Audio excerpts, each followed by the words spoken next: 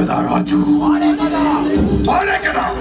రాజుకి కావలసిన అర్హత శత్రువుల్ని చంపడం మాత్రమే కాదు, ప్రజల్ని కాపాడటం కూడా. యుద్ధంలో బల్లాలుడు దృష్టంతా శత్రు సంహారం పైనే ఉంచాడు. బాహుబలి ఒక చేత్తో శత్రు సంహారం చేస్తూనే ఇంకో చేత్తో తన వాడిని రక్షించుకున్నాడు. అదే ఒక సైనికుడికి రాజుకి ఉన్న వ్యత్యాసం.